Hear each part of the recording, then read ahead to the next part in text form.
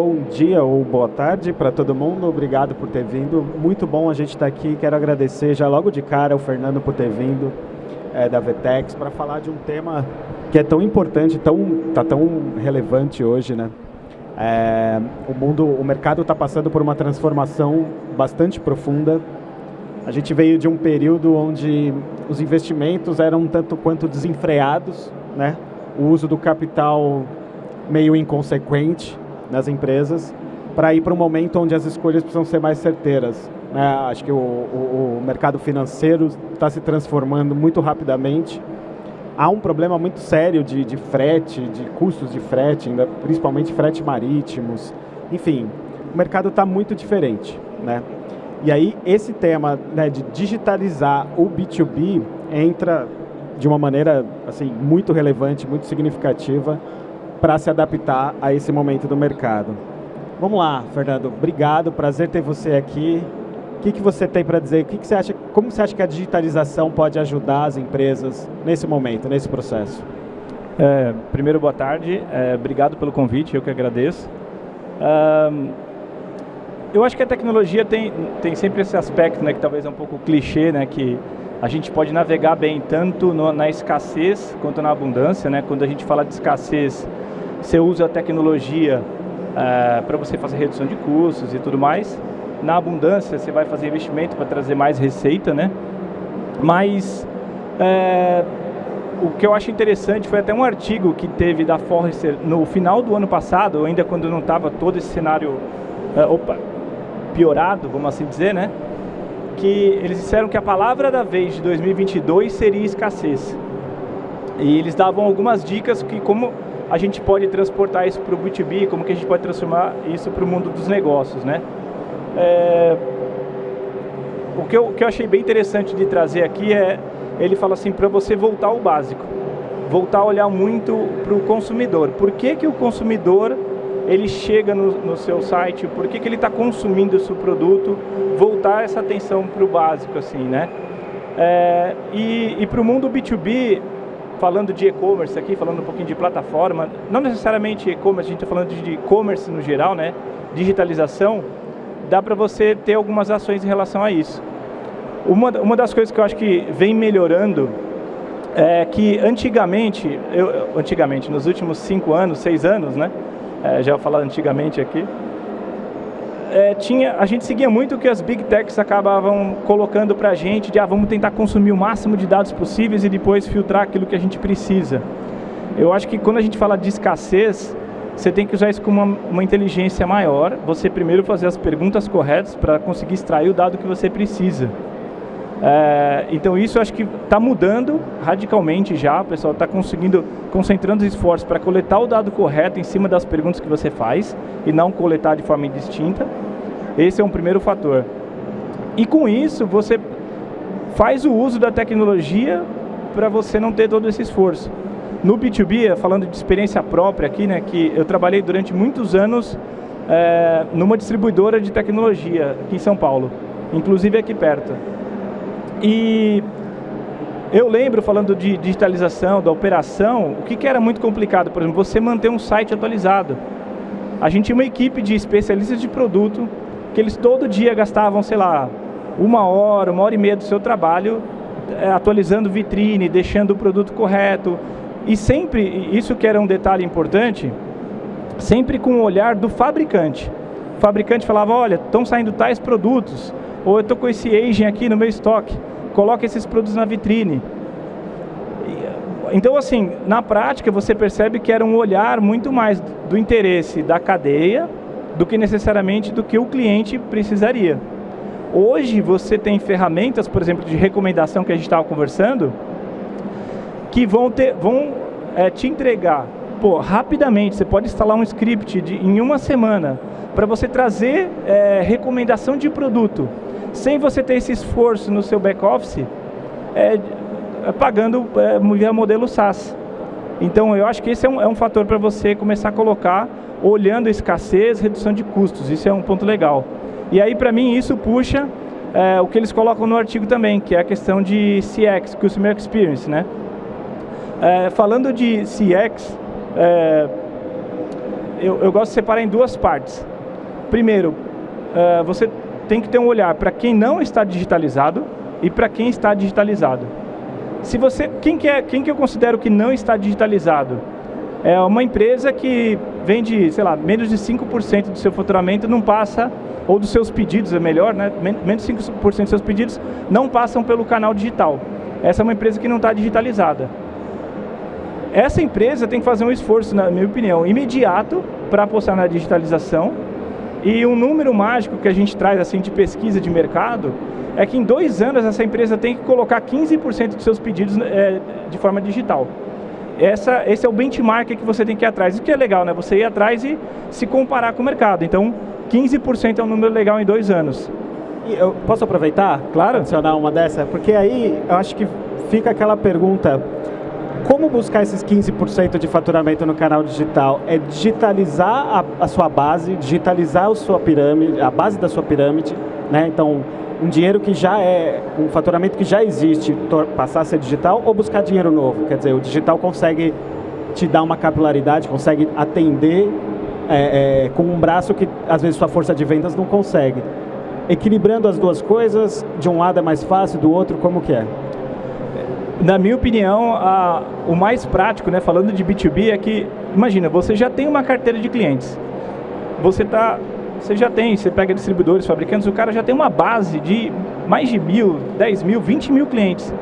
Digitaliza a sua base da pirâmide. Para quê? E principalmente entregando preço, condição de pagamento e frete. Eu tenho até um exemplo que é legal, acho que é legal comentar casos aqui, né? Isso lá em 2005, 2006, você vê como funciona a digitalização, mesmo você começando simples.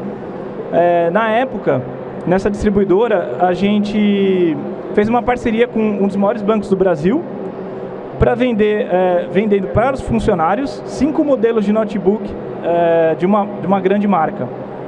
E o cara que vendeu esse projeto, ele desceu lá na área de TI, que a gente ficava escondido ali na área de TI, né? Eu cuidava do e-commerce.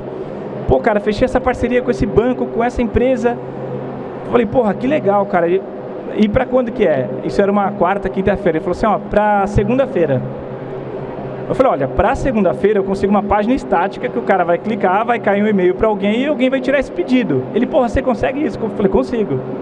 A gente entregou, no primeiro dia foram 1.000 pedidos e depois a gente foi melhorar o processo, né? Então, assim, são coisas simples que você faz e que, pô, você está penalizando a experiência do cliente? Em detrimento para você poder fazer um atendimento comercial, e você começa a evoluir. Então são exemplos que são legais de você trazer, né, para que você depois vá evoluindo. Você já começa a tirar 20%, 30% dos seus pedidos pela plataforma, você já é um cara digitalizado. Aí, na minha opinião, você tem que começar a ter outra estratégia, outra cabeça. Principalmente fidelização. Aí é você fidelizar a sua base. Programa de recompensa para B2B funciona demais. A gente tem um monte de exemplo legal. Um que eu gosto de comentar, dando outro exemplo aqui, nessa mesma empresa a gente tinha uma dúvida. Qual que era a dúvida? Eles queriam trocar de plataforma para a gente vender mais no e-commerce. E isso para mim soava um pouco estranho, porque, pô, não necessariamente trocar de plataforma vai te fazer vender mais. A não ser que você tenha inúmeros defeitos e processos errados, né? O que a gente fez? A gente foi analisar quem eram, através de modelagem estatística, quem eram os clientes que mais compravam pela web. E aí a gente chegou, era uma categoria de monitores da nossa base da pirâmide, e pegamos uma região, Santa Catarina. Deu mais ou menos uns 150 clientes. E qual que era a nossa teoria? Que a fidelização aumentaria o número de pedidos pelo e-commerce. O que a gente fez? Para ficar mais difícil, a gente pegou uma campanha vigente de fidelização que gerava pontuação, dividiu esses 150 clientes e 75 a gente deu pontos dobrados durante 3 meses para quem comprasse pelo e-commerce. Era só isso, não mudava preço, a gente não penalizou o preço, só isso. Essa base influenciada com pontos dobrados vendeu 103% a mais. E esse é um caso bem legal assim e funciona muito bem. Em resumo, é digitalizar a base da pirâmide e depois incentivar para que as pessoas continuem usando seu canal digital. O programa de fidelização serve exatamente para isso. E aí a gente já emenda com o que eu quero te perguntar agora, que é sobre experiência. A gente está falando de experiência.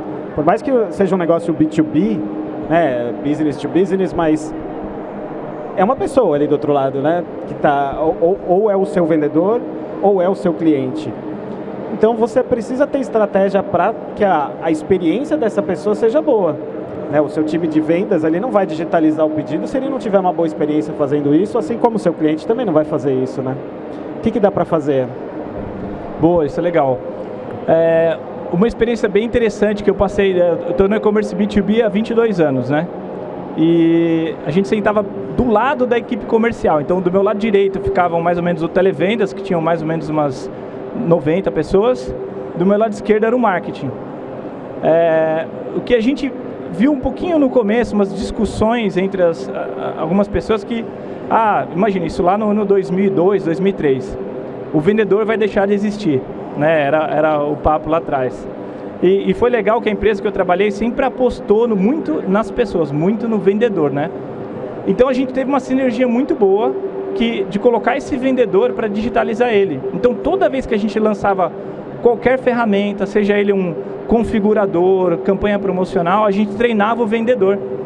Porque o vendedor depois, ele era o cara que conseguia treinar a nossa base. Esse era o básico que a gente seguia, além daquela questão, né? A gente errou muito isso no começo, a gente deixava uma diferenciação de preço web e preço telefone na época, né? Isso foi um erro, porque aí o cara sempre ligava para negociar. No Brasil não tem jeito, o cara sempre ligava para negociar. Aí a gente até pensou, vamos digitalizar a negociação? E lógico, aí a maneira mais prática que a gente arrumou foi arrumar a precificação. Então a gente deixou um preço super competitivo para quem entrasse. Isso a gente foi percebendo que você começa a se tornar o top of mind do cliente em relação a preço, né? Esse é um processo legal. Então a gente tem pesquisas, a gente era sempre, dependendo da marca, era top 1 a top 3. E isso vai ajudar demais a engajar o cara aí na plataforma, verificar se tem estoque, se tem o preço. Lógico, se ele está comprando 100 peças, 200 peças, aí você tem a negociação, o vendedor vai atuar e vai atuar no projeto, que é a parte inteligente que ele vai agregar mais, né? Perfeito. E, cara, uma coisa que é super importante para funcionar bem uma operação B2B é ter as integrações, né? Você conseguir entregar todo o seu portfólio, ter uma gestão de portfólio importante, né? Quais são os recursos? O que é mais importante nesse sentido? Assim, porque se o seu cliente ou se o seu time de vendas não tiver acesso ao teu portfólio no momento de fazer um pedido digital, ele também vai travar essa operação, com toda certeza, né? Quais são os recursos? O que dá para fazer nesse sentido também? Boa. De novo, eu começaria por isso, né? Sendo repetitivo aqui, acho que tem essa questão de preço, forma de pagamento histórico. Por isso que a integração com o RP nisso ela é essencial.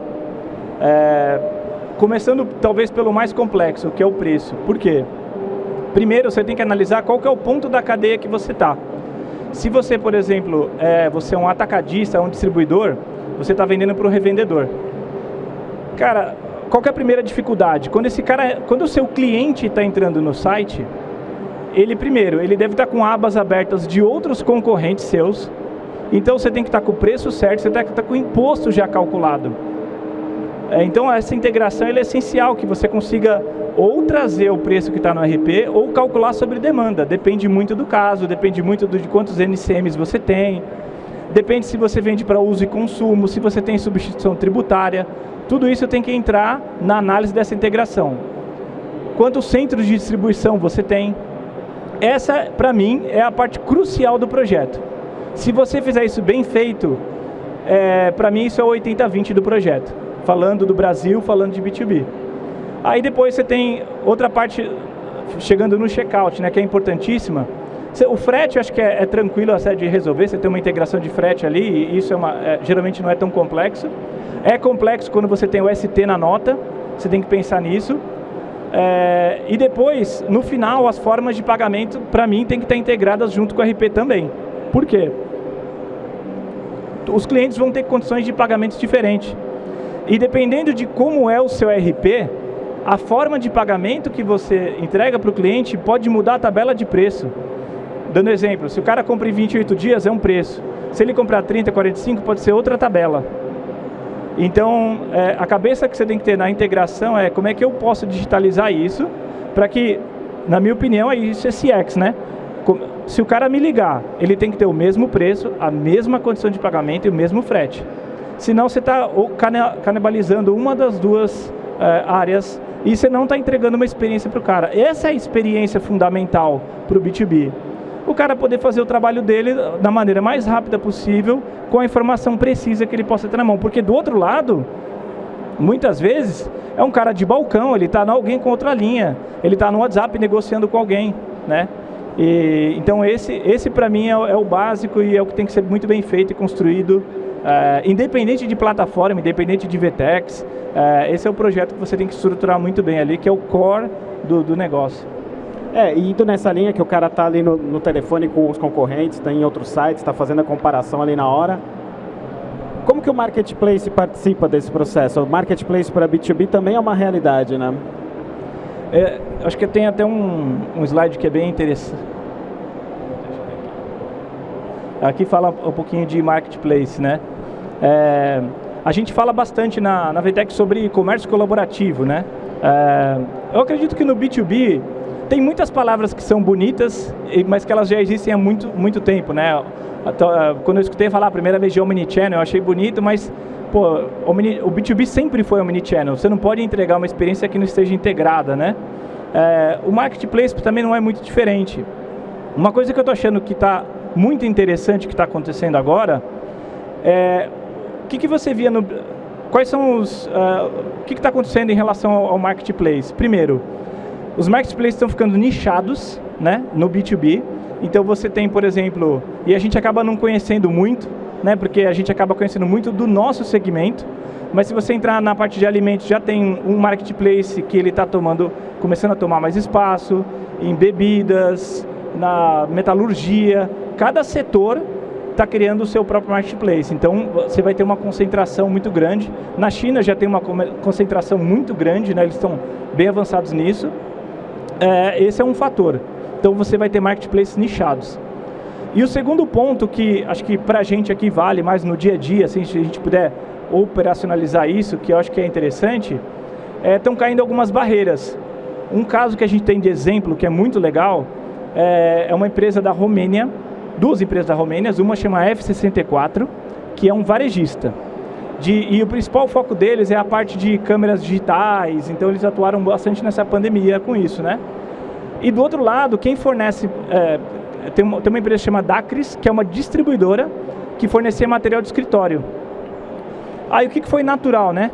A Dacris, durante a pandemia, começou a fornecer para a F64 material de escritório já integrados via Marketplace, que aí fala, pô, não tem nenhum segredo, é mais ou menos um feijão com arroz ali em relação ao Marketplace. O que eu achei interessante desse caso é que a Dacris, como também eles estavam na mesma plataforma, eles começaram a pegar os produtos da F64, do varejista, das câmeras, e trazer para o portfólio deles para atender outros revendedores. E o que foi mais legal ainda é que toda a parte de fulfillment da F64 eles conseguiram reutilizar, então eles conseguiram distribuir e entregar os materiais sem fazer estoque. Então, pô, imagina que legal, né? Você tem lá a curva ABC. A linha C, que é 50% do seu portfólio, que está em 5% do seu faturamento, já está com um cara que já está pulverizado, ele já está distribuído no país, é o melhor dos mundos. Você não vai pagar para ter estoque, você não vai gastar para colocar aquele dinheiro parado. Então, assim, na minha opinião, né, tudo que você puder analisar, que for C, que você consiga delegar, ou para um varejista, para um atacadista, até para o fabricante, vai ser benéfico para todos os lados, né? Tentar evitar aquela operação fracionada, né? Que aumenta os custos e inviabiliza a operação. Acho que o comércio colaborativo ajuda muito nesse processo, né? Bom, para fechar aqui, Fernando, dicas de sucesso aí para fidelizar os clientes, para fazer o B2B realmente ser uma realidade nas empresas, porque eu não acho que ninguém aqui não tenha vontade de fazer B2B, mas não é fácil, né? Tem muitos desafios. O que você diria aí para o pessoal para encorajar todo mundo? Desse tópico eu vou pedir ajuda aqui dos slides, né? esse é um ponto bem legal que fala de precificação, né? Então a gente acabou já cobrindo um pouco de precificação. Eu acho que esse é o primeiro ponto importante. E precificação para a gente no Brasil é mais difícil, né? Por causa da questão tributária. Mas você tem que pensar um pouco antes. E eu gosto de falar disso porque nos projetos que a gente já pegou ao longo do tempo, cara, a gente já pegou de tudo. Uma empresa gigante, obviamente que a gente vai comentar o nome, eles não tinham o código-fonte do cálculo de preços deles. Então, cara, isso recente, tá? Não estamos falando de 20 anos atrás, não. Então, assim, pensar na precificação, ter uma coisa estruturada. Não precisa chegar no estado da arte, como eles colocam aqui, né? Mas tem várias camadas que você pode pensar para ir melhorando gradativamente a sua estratégia de precificação. Assim como no B2C, mas eu acho que no B2B é mais difícil por causa dos impostos, né? Eu acho que esse é um ponto interessante. Outro fator que eu vejo que o pessoal acaba esquecendo bastante no B2B é sobre taxa de conversão no B2B. Quando você fala do B2C, a taxa de conversão média dependendo, dá 0,9 e dependendo do segmento você tem mais ou menos, mas sei lá, se você for muito bem vai chegar na casa do 1,7, 1,8, né? Cara, no B2B, a taxa de conversão começa na casa do 1,1 e pode chegar até quase 8%. Eu vejo muito pouco o pessoal fazendo benchmark para entender taxa de conversão e acompanhar isso na plataforma.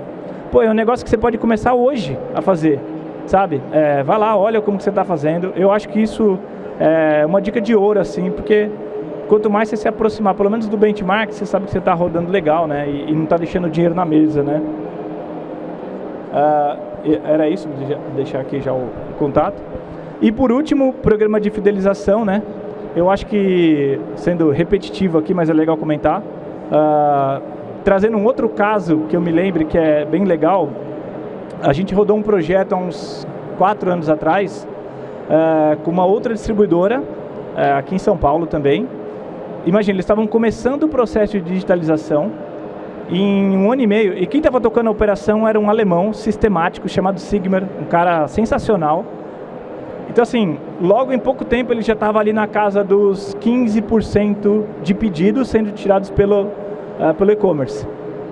Foi bem legal, foi bem rápido, né? E aí ele começou a bater a cabeça no teto. Ele falou, como é que eu faço para aumentar minhas vendas? Eu queria trazer mais pedidos pela plataforma. A gente falou, faz fidelização. Então ele montou campanhas, então para fechar que ele rodou essa campanha, ele foi para quase 50% dos pedidos sendo tirados pela plataforma. Então assim, uma campanha simples, não foi nada muito sofisticado, e eles apostaram, já estavam rodando bem todo o preço, forma de pagamento, frete estava redondinho. Então, essa seria o último item que eu acho que é bem legal de tocar.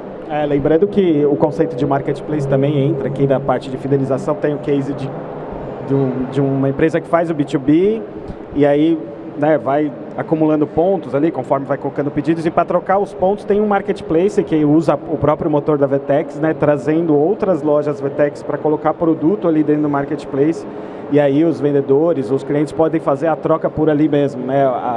A vantagem de toda a loja VTEX ser um marketplace por princípio, né? E conseguir já oferecer ali a recompensa, isso ajuda bastante também.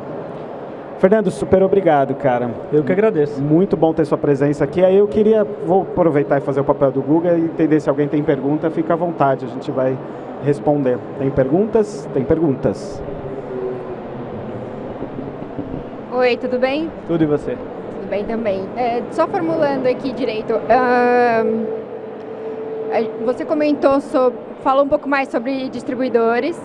Eu estou na outra ponta, eu sou quem fornece o produto, mas existe e a gente depende do distribuidor, mas existe um desejo de também ter um e-commerce, mas um receio muito grande de como que vai ser essa relação com o distribuidor que também tem um e-commerce, né? Então, como que você vê isso e entende qual um conselho assim, de como pode ser essa parceria ou primeiros passos, né? Porque é uma relação, de certa forma, delicada. Perfeito. Eu acho muito legal isso, porque assim, eu trabalhei 11 anos numa distribuidora e sempre tinha conversa, vão matar o distribuidor vai deixar de existir e tal, né? Eu acredito que tem espaço para todo mundo. o distribuidor ele roda muito bem, na minha opinião, para entregar capilaridade e entregar crédito para o mercado.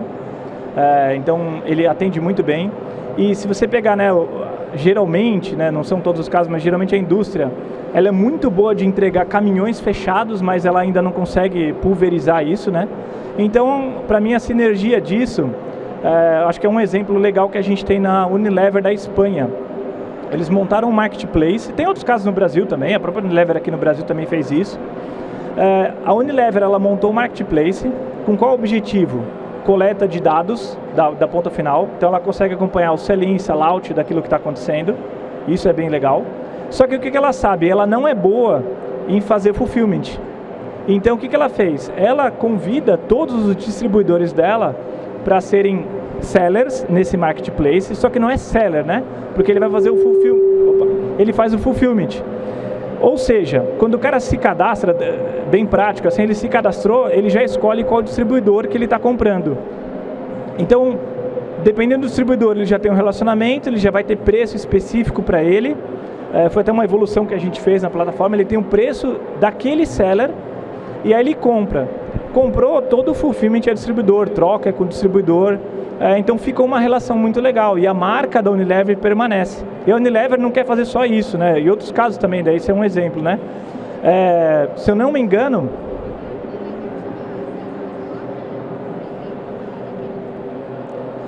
ela tinha através de relatórios, não tinha de forma integrada como eles têm hoje.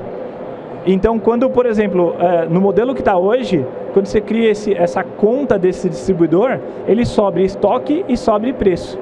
Ele sobe os dois e deixa lá. Então, quando você está comprando o estoque daquele cara. Com a vantagem para a Unilever de aumentar o sortimento. Porque aí o que ela começou a fazer? Ela começa a convidar outros players que não estão no catálogo dela para atender o cliente dela, né? Que é a ideia do concierge, né? Tem muito isso hoje, que a ideia é que você seja um concierge do seu cliente. Cara, se eu não tenho, meu concorrente tem, eu vou atrás daquele produto. Vai aumentando o portfólio. Eles querem chegar a uma cobertura de 80% do que o cliente precisa, principalmente nessa relação com os supermercados. Hoje, se eu não me engano, eles têm 20% do que o cliente atende. Então,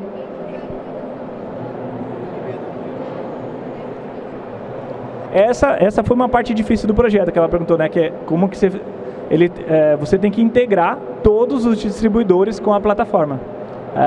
Então é uma parte difícil também, mas eles estão caminhando, estão integrando um a um e tal. Mas é um caminho, acho que é um caminho natural assim que o pessoal vai seguir. E dá para você fazer o inverso, dependendo da eu acho que tem muito uma relação de força, né? Se o distribuidor é muito forte, ele pode fazer isso dependendo do seu varejo também, né? Ele pode fazer essa relação com ele, entregar essa integração. E eu acho que é interessante, porque dependendo de como você está estruturado, você digitaliza a cadeia de distribuição, né? Então esse distribuidor, você pode oferecer como benefício para ele, você pode começar a entregar para outros fabricantes o seu catálogo de produtos. Você já está digitalizado, né? Que nem esse cara hoje, que é um seller nosso, ele pode se vender para qualquer outro cliente da base da VTEX, por exemplo, né? E não só VTEX, né? Eu estou esquecendo plataforma aqui. Se ele for para o marketplace, a ideia é que ele consiga se conectar com vários outros, né? Então, a digitalização, assim, essa unificação vai ser benéfica para todo mundo. Então tá bom, obrigado pessoal. Obrigado, Fernando. Obrigado por todo mundo que acompanhou. Valeu.